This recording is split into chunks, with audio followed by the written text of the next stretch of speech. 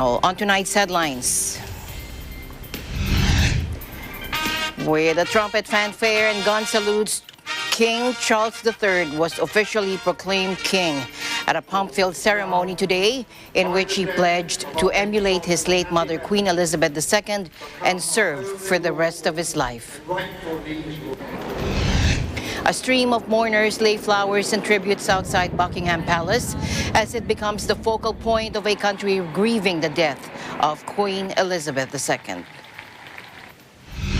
A strong 6.2 magnitude earthquake jolted the coastal region of Papua in eastern Indonesia today and was followed by two more weaker aftershocks minutes later. And firefighters are battling a growing blaze outside Los Angeles.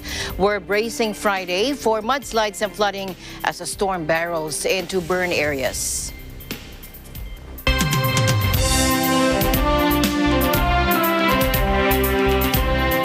And what a difference 48 hours makes. The day transpired too quickly. Take a look.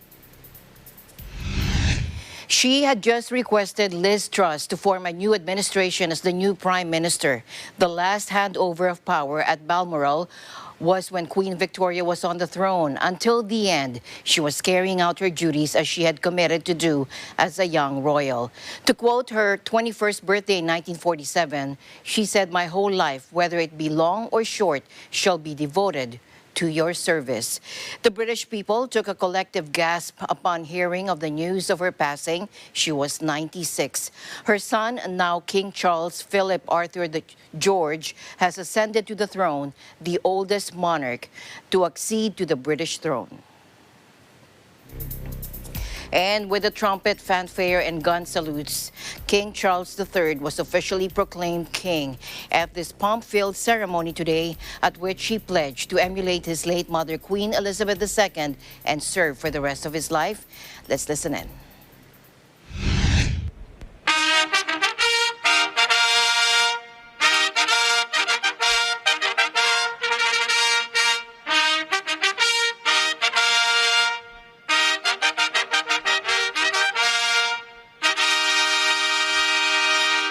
Publish and proclaim that the Prince Charles Philip Arthur George is now, by the death of our late sovereign of happy memory, become our only lawful and rightful liege lord, Charles III, by the grace of God, of the United Kingdom of Great Britain and Northern Ireland, and his other realms and territories, King, head of the Commonwealth, given at St James's Palace this 10th day of September in the year of our Lord 2022.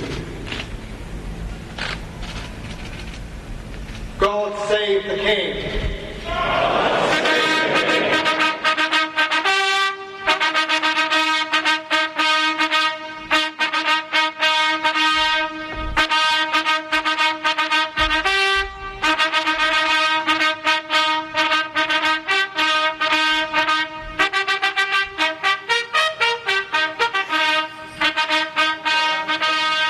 Now, this court official wearing a feathered bicorn hat declared King Charles our lawful and rightful monarch from the balcony of St. James Palace after a historic Accession Council meeting of senior royals, clergy, and government. 8 trumpeters accompanied the proclamation, which was followed by a rousing 3 cheers for the new king by red-jacketed Coldstream Guard soldiers doffing their distinctive bearskin hats. Ceremonial gun salutes boomed simultaneously across the United Kingdom, and the proclamation, a hangover from the past, where the new monarch needed to be announced to their subjects, was also read publicly in Scotland, Northern Ireland, and Wales. Now, the British Chief of the Defense Staff, Tony Radakin, paid tribute to the new monarch, King Charles III, near Buckingham Palace. Let's listen in. And we're fortunate to have in King Charles III somebody that we also know very well, somebody that also has served in the armed forces, and he also has this extraordinary network and has met numerous leaders all around the world. So I think we're fortunate to have somebody that we know well, somebody that we can serve with the same duty and commitment, and somebody that I think can offer us an extraordinary perspective, rather like his mother. My memories are of her wonderful smile, her twinkly eyes, the way that she radiated serenity and dignity. So I think you've heard that people have said this was possibly the most well-informed person on the planet. And I think for those of us that had the privilege of a private audience, being able to reflect on that was incredibly useful. I last saw Her Majesty at Windsor Castle in March. This was after the Russian invasion of Ukraine. Inevitably, she can give a perspective, having been on the throne since the days of Stalin and having met nearly all of the Russian leaders since then. With a trumpet fanfare and gun salutes, His Majesty Charles III was officially proclaimed king at a ceremony today, which he pledged to emulate his late mother, Queen Elizabeth, and serve for the rest of his life. Buckingham Palace revealed that King Charles III and other members of the royal family would observe an extended mourning period from now until 7 days after her funeral. The funeral will be a public holiday in the form of a day of national mourning. King Charles' coronation, an elaborate ritual steeped in tradition and history, will take place in the same historic surroundings as it has for centuries, on a day to be fixed. And groomed for decades, this was the moment he has waited for all his life. His first speech as monarch. King Charles III pledges to follow his mother's example of lifelong service and promised to never give up the post until death. In 1947, on her 21st birthday, she pledged in a broadcast from Cape Town to the Commonwealth to devote her life, whether it be short or long, to the service of her peoples. That was more than a promise. It was a profound personal commitment which defined her whole life. Queen Elizabeth was a life well lived, a promise with destiny kept, and she is mourned most deeply in her passing. That promise of lifelong service I renew to you all today. As the Queen herself did with such unswerving devotion, I too now solemnly pledge myself throughout the remaining time God grants me. Trained from childhood to be king, Charles III has endured the longest wait for the throne in British history and has the toughest of acts to follow. The decades has given him many strength, experience, patience, preparation, but weaknesses as well. Whereas Queen Elizabeth was crowned at 27, King Charles is 73, older at accession than any other monarch in British history. He was born in Buckingham Palace on the evening of November 14, 1948, whereas the Queen was the most popular royal, liked by 75% of people according to a running tracker by the pollster YouGov. King Charles is liked by 42% and disliked by 24% of the British public.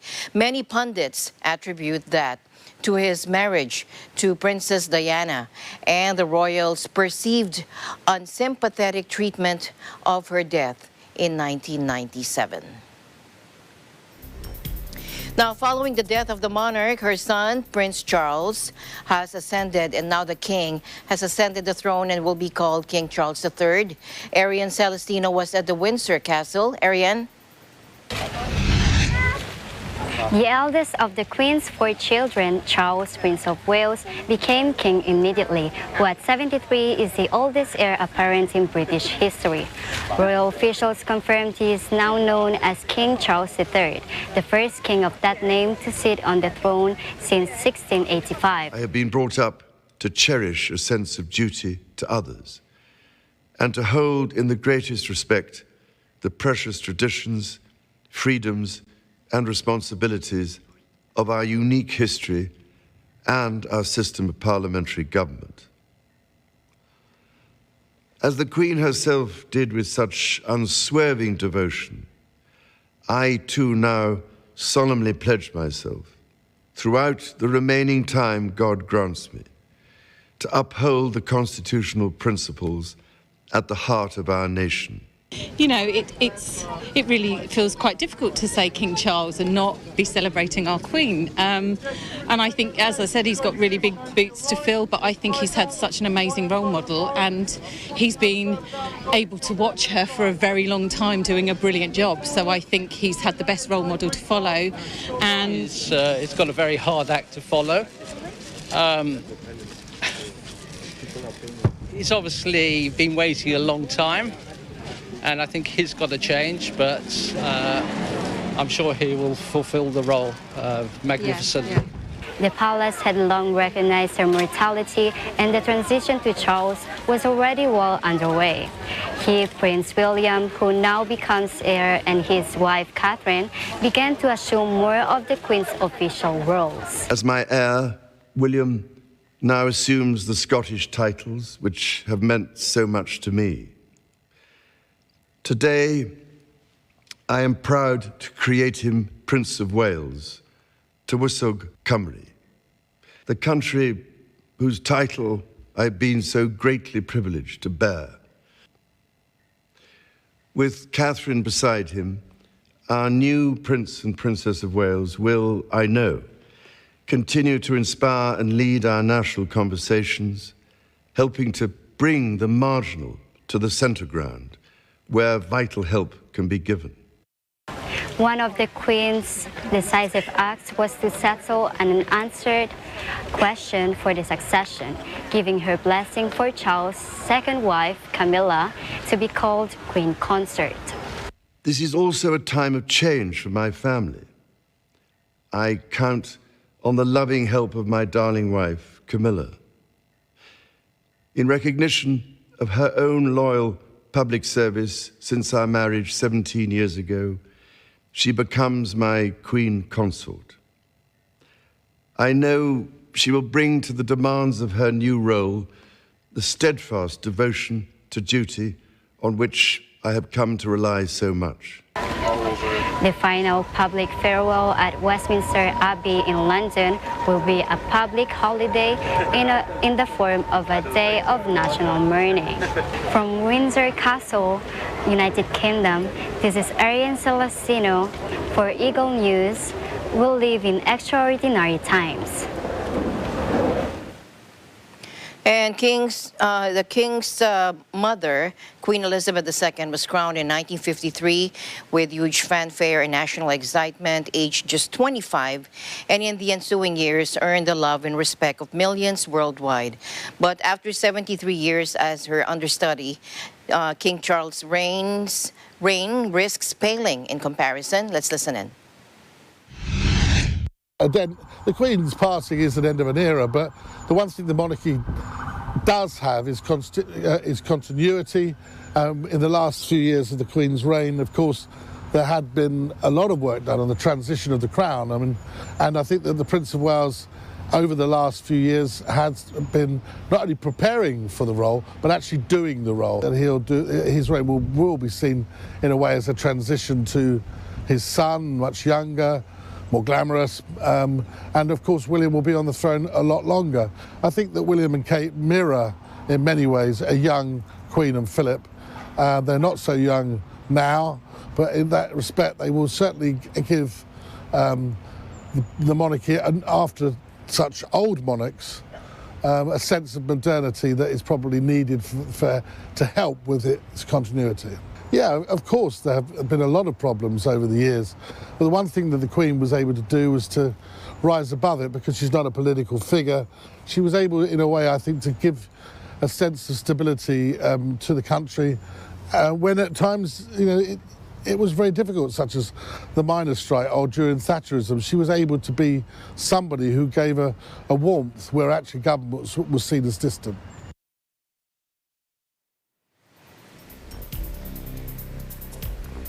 We want, of course, to get some reaction to all of this now from the British people. Janelle and Kasuga reports. Janelle. The Queen was a constant figure for British society for nearly 100 years. Her time on the throne spanned for an era of remarkable change. She became a living embodiment of post-war Britain and a link between the modern era and a bygone age. The death of the Queen is having a strong impact on people all around the world, especially after nearly 7 decades of service to the country. Many Britons say that the Queen is a symbol of what's good about Great Britain and a suitable representative for the UK on the world stage. It's well, for me, it's very sad. I am a royalist, and I've never known anybody else. We'll never ever see a Queen again, will we? For the next 2 generations or so. So for me, it is a very sad day. I think she was amazing, and I was there at the Silver Jubilee when she wore the pink hat as a small child on somebody's shoulders, and it just makes me feel very sad that these bits of our history, our own personal history, are now finished. That's what it feels like to me. It's a new chapter. The world turned on its axis yesterday. Yeah, well, I remember her being made Queen, and I remember where I worked, and I remember when the news came through. I was at work when her father died, and she was made Queen, and she'd been a wonderful woman, and I think that I myself personally are going to miss her because she's been part of my life for the last 20, well, I don't know how many years now, 90 something, well, no. I wasn't born here. I was born in Kenya. So obviously we were part of, the British Empire. So the legacy of Britain and obviously Queen Elizabeth is, part of my history. My best memory, I think, of her is when I was working for a company and we were given the nod that she was going to pass in her car on the way back from Bewley. So we all went out to the main road, stood on the corner by the roundabout. We knew the car would slow up to get round the roundabout, and there she was. But that was fantastic. Reporting from Buckingham Palace in the United Kingdom, this is Janelle Kasuga for Eagle News. We live in extraordinary times. And people are also visiting a memorial paying tribute to Queen Elizabeth II outside the British Embassy in Washington, D.C. From our Washington, D.C. Bureau, here's Jeff Sanidad. Queen Elizabeth II passed away Thursday. Her Majesty was 96 years old and had spent a record of 70 years on the throne. Immediately after her death, Buckingham Palace issued a statement saying the Queen died peacefully at Balmoral Castle, that is her summer home in Scotland. There has been an outpouring of support from leaders across the globe for the Queen's family and for the British people. British Ambassador to the U.S. Dame Karen Pierce speaks to the media about the Queen's 70 years of public service. I think for me personally, she was the embodiment of the age, but she was also a very human person. She was a remarkable individual. She had a fantastic sense of humour and an amazing ability to get right to the heart of the matter. But she also embodied for me the epic, the heroic. She symbolised what everybody went through in the decades after the Second World War in the transition to what is now a modern world. Here in Washington, D.C., the Union Jack flag is lowered outside the British Embassy. People have laid down flowers around the British flag. As a student of history that I studied in college, the Queen has been a constant, obviously, as everybody knows, for 70 years. She has lived through so much. She took Britain through so much post-World War II, when the economy was terrible, and into the 80s when the economy was terrible again, through Diana, and has just kept the family together, has united the UK. My mom died just on Sunday, so when the Queen died yesterday, I felt for the royal family and what they were going through. I lost my dad 3 years ago. They lost their dad 17 months ago, so I just wanted to come and pay my respects.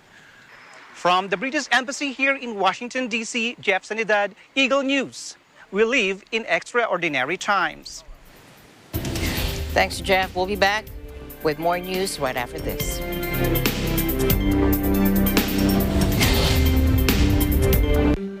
Alam namin ang iyong pagsisikap. Dama namin ang iyong mga sakripisyo. Kita namin ang pagharap mo sa bawat pagsubok. Kaya sa kabila ng mga hamon ng buhay, nandito kami para umalalay. Kasi katulad mo, gusto rin namin ang magandang bukas para sa kanya. Hatid namin ang dekalidad na edukasyon at makabagong pasilidad sa abot kayang halaga. Kaya huwag ka na mangamba. Sasamahan ka namin tuparin ang mga pangarap niya.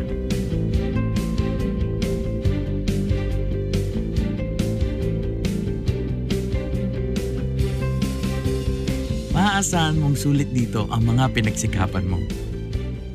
Sa aming mga makabagong pasilidad at sistema ng edukasyon. May lalabas natin ang aking talino at mga kakayahan niya. Kahit sa munting halaga, makakasiguro ka na makakasabay siya sa mabilis na pag-ikot ng mundo. Sa New Era, karamay mo kami sa bawat hamon. Kaagapay mo kami sa bawat hakbang. Kasama mo kami sa bawat ngiti at tagumpay.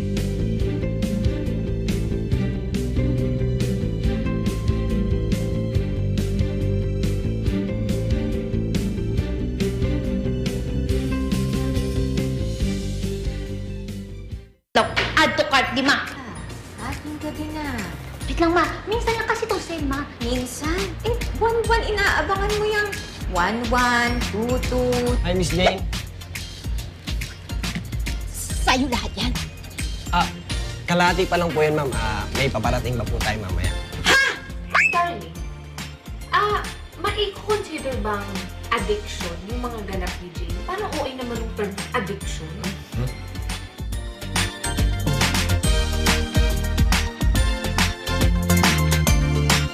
Panalo tayo pag together, walang talo pag together. Let's stand together sa Net 25. Straight to the point. What motivated you to rise to challenges in your life? My father. Punto por punto, sasagutin ang mga kontrobersiya. We try to avoid mixing politics with business. Democracy is empty when you have a lot of people who are poor. Alamin ang katotohanan kasama si Attorney Sal Panelo with Go Negosyo founder Joey Concepcion sa Counterpoint tuwing Miyerkules alas 10:30 ng gabi dito sa Net 25. Actually, we're good friends, but sometimes we don't agree.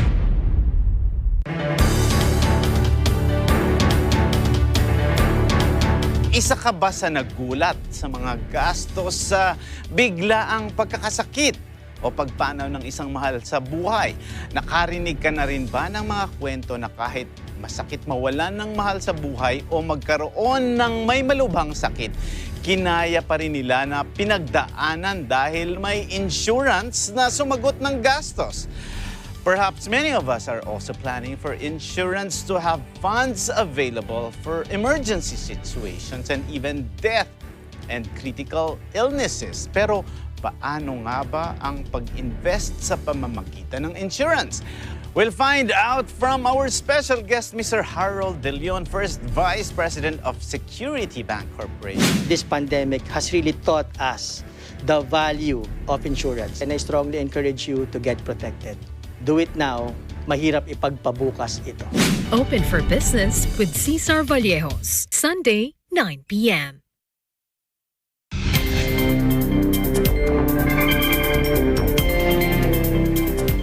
Welcome back. Queen Elizabeth's death ricocheted around the world. Let's listen in. About the passing of Her Majesty Queen Elizabeth. And she was an inspiring presence to be around. I've been around her and she was fantastic. And she led the country through some of our greatest and darkest moments with grace, decency and a genuine caring warmth. I'm, 75, she's been with me all my life. And I feel very sad that she won't be with me anymore. But I'm glad she's at peace. I'm glad she's at rest. And she deserves it. She's worked bloody hard. I send my love to her family and her loved ones. And she will be missed. but her spirit lives on, and we celebrate her life tonight with music, okay? She was one of my favorite people in the world, and I will miss her so. As her 12th Canadian Prime Minister, I'm having trouble believing that my last sit-down with her was my last. I will so miss those chats. She was thoughtful, wise, curious, helpful, funny, and so much more. With the passing of Her Majesty Queen Elizabeth II, we have lost a great supporter of sport and of the Olympic movement. Her Majesty was the only head of state to declare open 2 editions of the Olympic Games and was already present at the Olympic Games London 1948. Whenever one could see her attending a sports event, you could feel her appreciation of sport and of how much joy it brought to her. She was herself an accomplished equestrian. 激動の世界情勢において英国を導いたエリザベス2世女王陛下の崩御は英国民のみならず国際社会にとって大きな損失です。英国民の皆様がこの深い悲しみを乗り越えるにあたり日本は常に英国と共にあります。謹んで哀悼の意を表させていただきます。With her passing, we all feel an emptiness. We are grateful for her deep affection for France.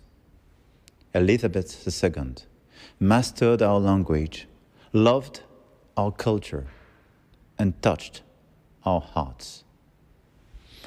From her coronation on, she knew and spoke with all of our presidents. No other country had the privilege of welcoming her as many times as we did. With her, France and the United Kingdom shared not just an entente cordiale, but a warm, sincere, and loyal partnership. To you, she was your queen. To us, she was the queen. Now, President Bongbong Marcos Jr. on Friday mourned the passing of Queen Elizabeth II, describing the death of the 96-year-old monarch as a big loss to the entire world. President Marcos said the Queen would be remembered for exemplifying a true monarch's great dignity, commitment to duty, and devotion to all those in her realm. Others who have taken a less friendly view of Britain also sent tributes. Russian President Vladimir Putin offered his condolences to King Charles III despite Britain joining the West in imposing sanctions on Moscow over its invasion of Ukraine. For many decades, he said, Elizabeth II rightfully enjoyed her subjects' love and respect as well as authority on the world stage, the president said, according to a Kremlin statement.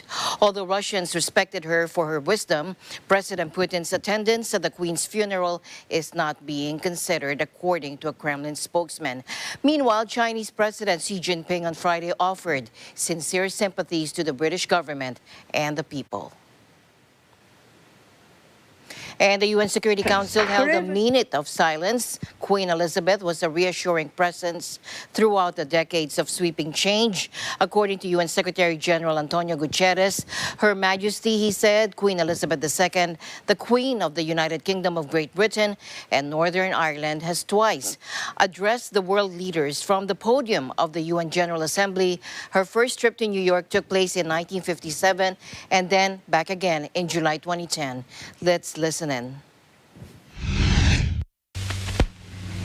We are still far from the achievement of the ideals which I have mentioned, but we must not be discouraged. The peoples of the world expect the United Nations to persevere in its efforts. For over 6 decades, the United Nations has helped to shape the international response to global dangers. The challenge now is to continue to show this clear and convening leadership while not losing sight of your ongoing work to secure the security, prosperity, and dignity of our fellow human beings. When people in 53 years from now look back on us, they will doubtless view many of our practices as old-fashioned. But it is my hope that when judged by future generations, our sincerity, our willingness to take a lead, and our determination to do the right thing will stand the test of time.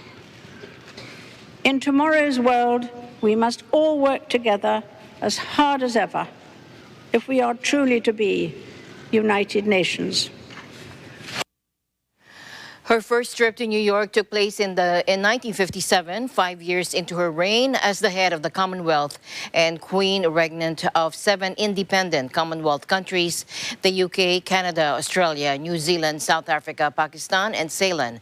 In July 2010, Queen Elizabeth visited the UN for the second time. Mr. Gutierrez said Queen Elizabeth II was a good friend of the United Nations and visited the New York headquarters twice, more than 50 years apart. She was deeply committed to many charitable and environmental causes and spoke movingly to delegates at the COP26 climate talks in Glasgow. And Queen Elizabeth II was Britain's longest-serving monarch, reigning since 1952, through a period of profound change for the country, during which she acted as an anchor of stability. For many, not just in Britain, but around the world, she became known simply as the Queen. Take a look. Most Britons can't remember a time when she wasn't Queen. Her face is known throughout the world. Head of state of 15 nations, head of the Commonwealth, Elizabeth II was the longest reigning monarch in the 1,000-year history of Britain's royal family. Her death marks the end of an era during which Britain's role in the world has been transformed.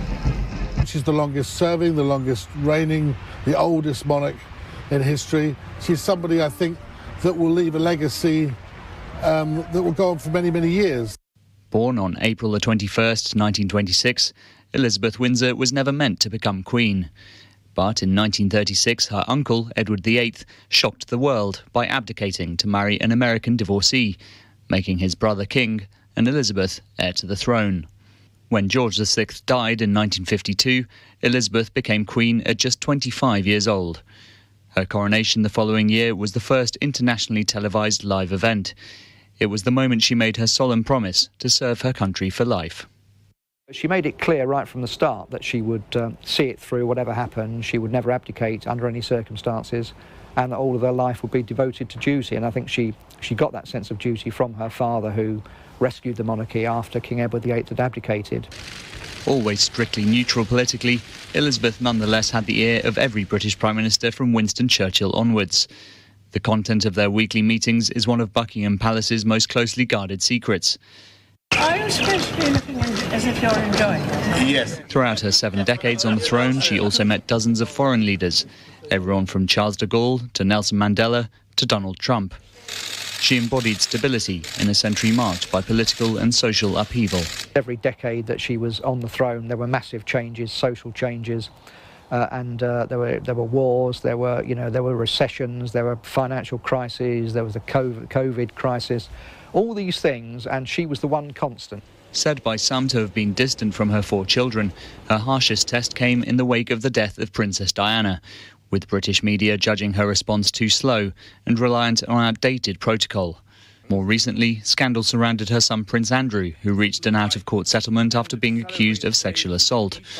And the royal family was accused of racism by Prince Harry and his wife Meghan, though they were quick to exclude the Queen herself from the charge.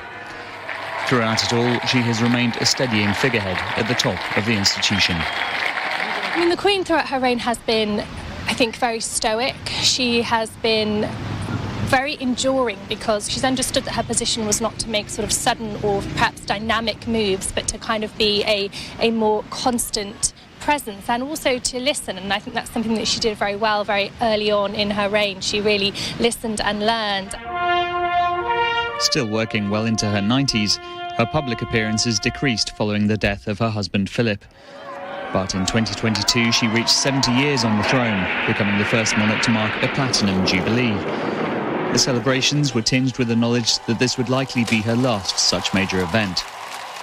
Her son, Prince Charles, has gradually taken on more responsibility and finds himself king of a very different country to that which his mother first ruled. No longer an empire, the UK is more socially liberal, but faces the divisions of Brexit and the possibility of Scotland holding another independence referendum. But with the royal lineage assured for 3 generations through Charles, grandson William and great-grandson George, Elizabeth II has departed knowing she fulfilled her principal duty to guarantee the continuity of the British monarchy.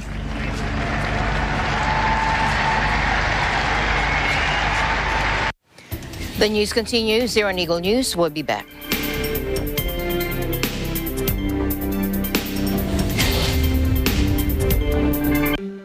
Alam namin ang iyong pagsisikap. Dama namin ang iyong mga sakripisyo. Kita namin ang pagharap mo sa bawat pagsubok. Kaya sa kabila ng mga hamon ng buhay, nandito kami para umalalay. Kasi katulad mo, gusto rin namin ang magandang bukas para sa kanya.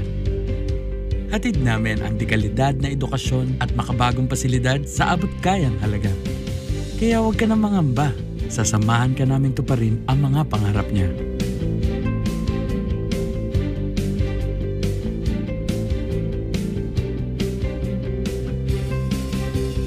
Maaasahan mong sulit dito ang mga pinagsikapan mo.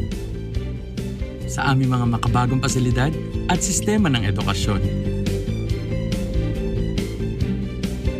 May lalabas natin ang aking talino at mga kakayahan niya. Kahit sa munting halaga, makakasiguro ka na makakasabay siya sa mabilis na pag-ikot ng mundo. Sa new era, karamay mo kami sa bawat hamon. Kaagapay mo kami sa bawat hakbang. Kasama mo kami sa bawat ngiti at tagumpay.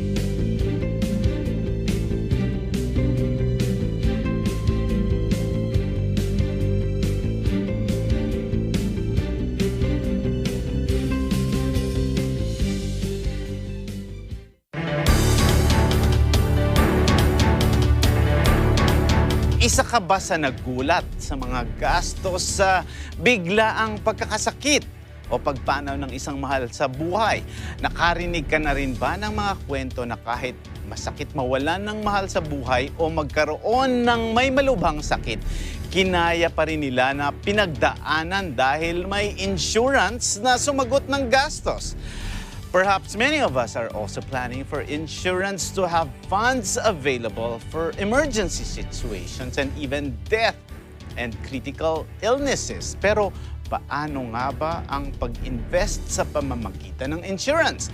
We'll find out from our special guest, Mr. Harold De Leon, First Vice President of Security Bank Corporation. This pandemic has really taught us the value of insurance, and I strongly encourage you to get protected. Do it now, mahirap ipagpabukas ito. Open for Business with Cesar Vallejos, Sunday, 9 p.m. Para sa ating mga magulang, stress galore ang pagkakasakit ng anak. Pero ibang level ang naranasan ni DJ Nicole Yala tungkol dito. DJ Nicole Yala here. Excited na akong i-share ang aking kwento ng pag-asa at pagmamahalan ng pamilya dito lamang sa Moments. Abangan!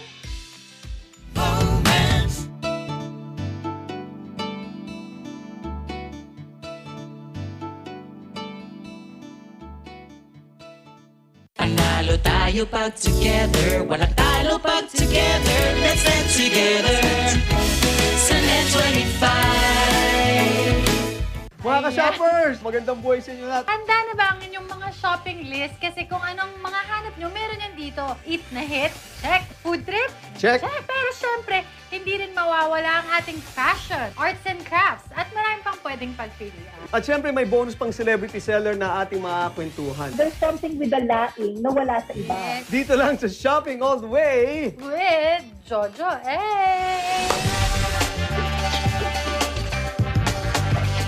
Panalo tayo pag together. Wala tayo pag together. Let's stand together. Sa Net 25. Ready na ba kayo sa mga tanong namin na nakakaaliw at nakakabaliw? Let's take a look at our talent gamers for tonight. Mike Basco, a.k.a. Ma Willie Taylor. Herwin Santos, a.k.a. Apple D.A. Christopher Samson, a.k.a. Kuko Martin. Michael Angelo Lasak, a.k.a. Mr. B. Hall. Sino ang nakasama ni Mel Gibson sa isang Oscar-winning movie na The Year of Living Dangerously? Mr. Bigton.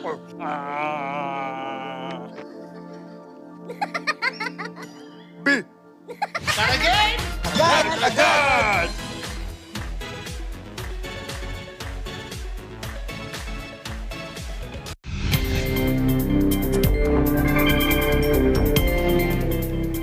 Welcome back. A strong 6.2 magnitude earthquake jolted a coastal region of Papua in eastern Indonesia this morning and was followed by two weaker aftershocks minutes later, according to the U.S. Geological Survey.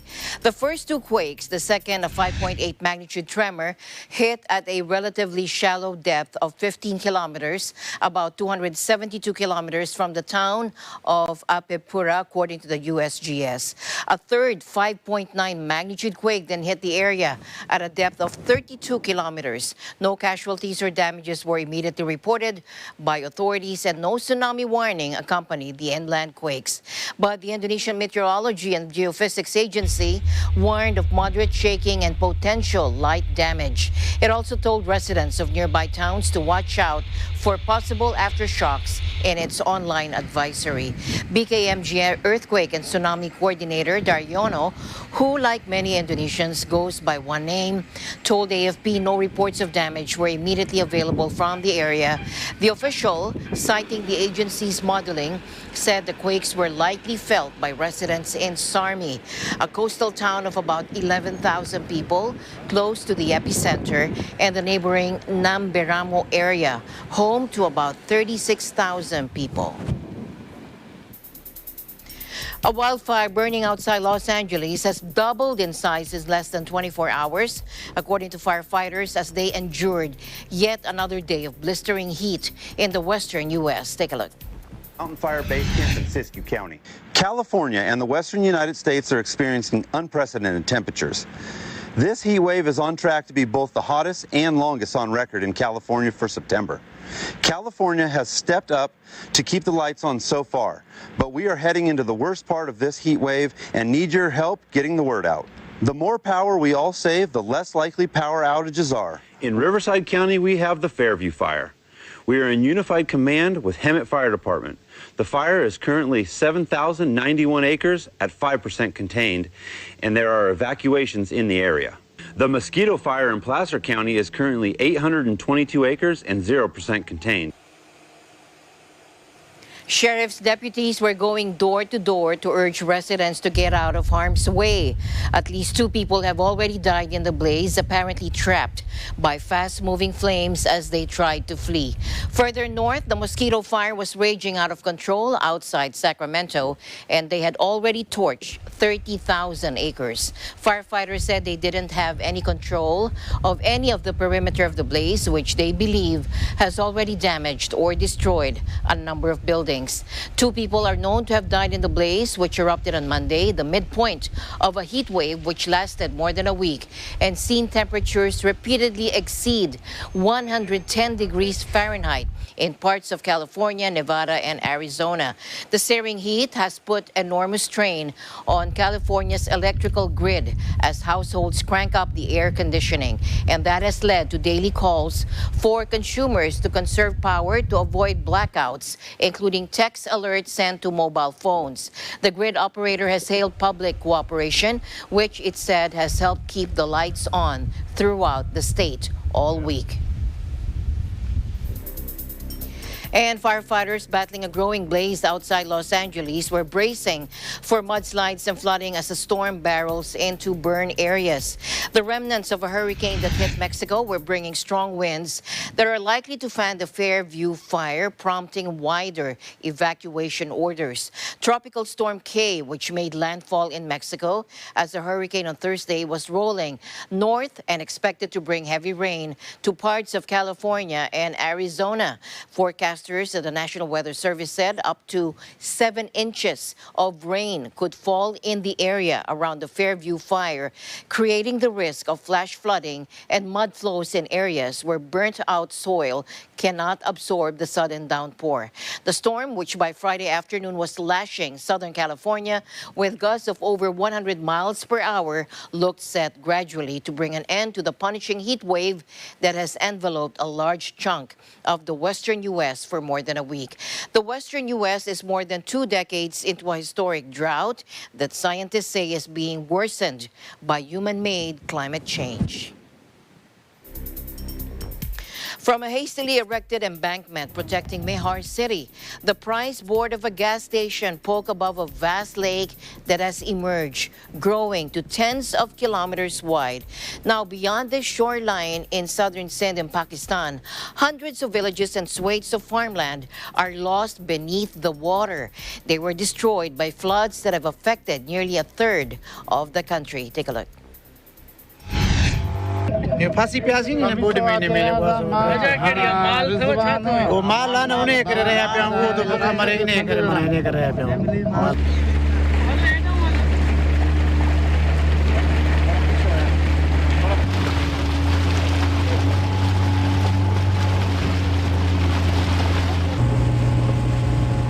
The Sindh government says more than 100,000 people have been displaced by this new body of water brought by record rains and the Indus River overflowing its banks. Across the country, about 33 million people have been affected by the flooding.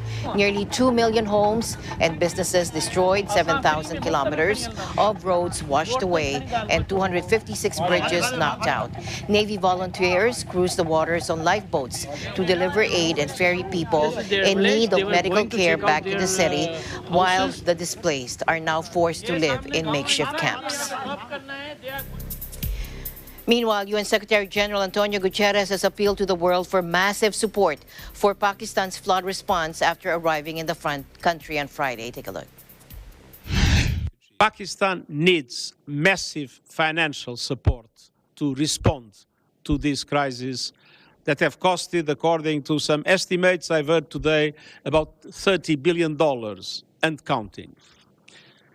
And that support is entirely necessary, and it is not a matter of solidarity, it's a matter of justice. But Pakistan is one of the most dramatically impacted countries by climate change. It's the front line of the impact of climate change.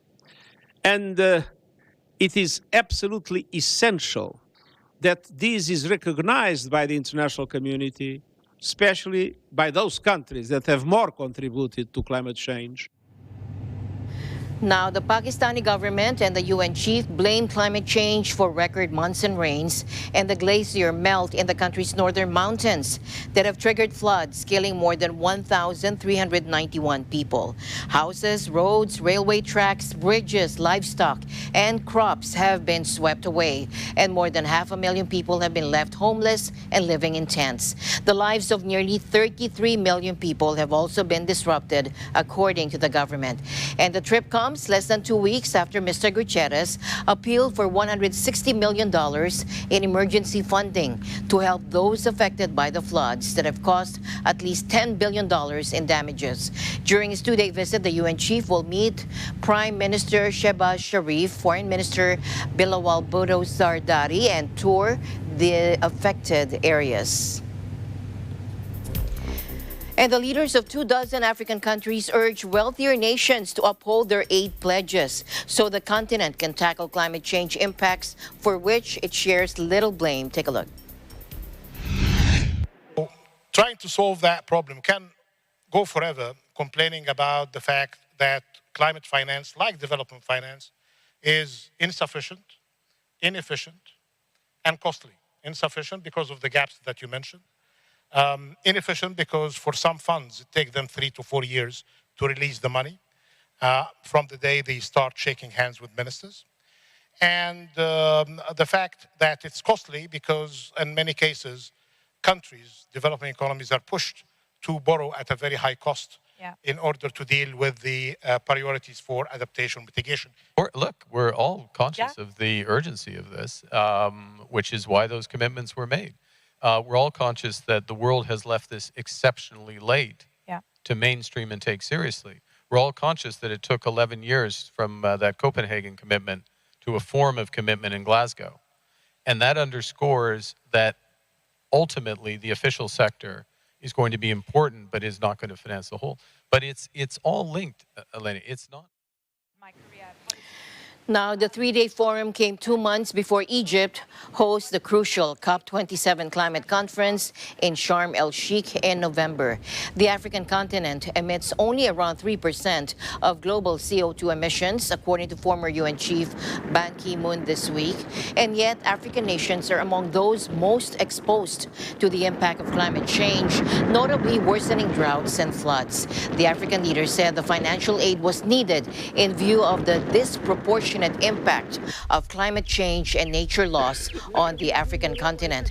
According to the African Development Bank, the continent will need as much as $1.6 trillion between 2020 and 2030 for its own efforts to limit climate change and to adapt to the adverse impacts that are already apparent. In tonight's other news, Ukraine's President Volodymyr Zelensky said his country's forces have seized back control of 30 settlements from Russian troops in the northeastern region of Kharkiv. Take a look. На даний час Збройні сили України взяли під контроль понад 30 населених пунктів в Харківській області. В частині сіл регіону тривають заходи з перевірки, убезпечення території, поступово беремо під контроль нові населені пункти, всюди повертаємо український прапор і захист для усіх наших громадян. Electric pylons toppled, cables strewn across the ground, gutted houses and roads dotted with craters. The village of Grakov in eastern Ukraine bears the scars of Ukraine's bitter counteroffensive. In the village, police and a team from the Kharkiv region's prosecutor's office exhumed the bodies of 2 men aged in their 30s. The officials here suspect a war crime. The remains show signs of torture and execution. Sergei Bolvinov, deputy chief of police for the Kharkiv region, said Lutsai had told them that the victims had wounds on the back of the head and their ears had been cut off. Lutsai did not confirm the details to journalists. Ukraine has accused Russian forces of a string of war crimes in towns and villages outside Kiev that its forces recaptured in March. Police are warning journalists from straying off roads or investigating abandoned buildings because demining work was still underway. In other news, at least 3 people were killed, 11 were injured when a passenger train collided with a stationary freight train in central Croatia, according to officials today. The accident occurred at 9:30 p.m. local time near the central town of Novska, some 100 kilometers southeast of Zagreb. According to the Interior Ministry in a statement, none of the injuries were life-threatening. The cause of the collision was not yet known. The Prime Minister said the injured included foreign nationals but did not provide further details. A Red Cross official told the state-run Hina news agency 8 foreign nationals were among the injured and added that they were most likely migrants. A hospital in the nearby town of Nova Gradiska said they had admitted a 5-member Iranian family. Finally, in our news, at the Venice Film Festival, Brad Pitt, Ana de Armas, and the cast of Blonde, a film dedicated to the life of Marilyn Monroe, had hit the red carpet. Take a look.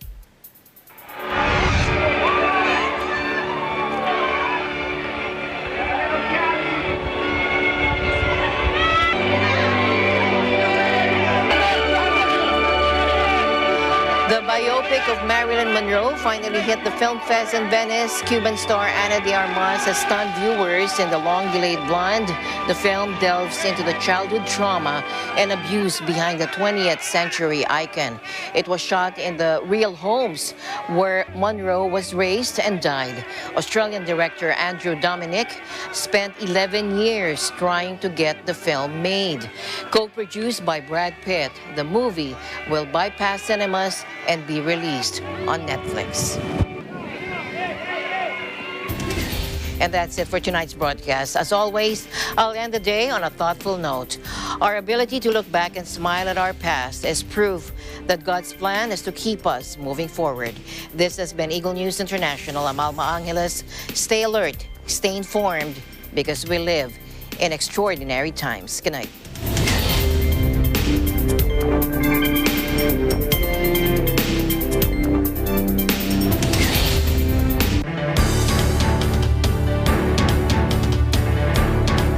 Isa ka ba sa nagulat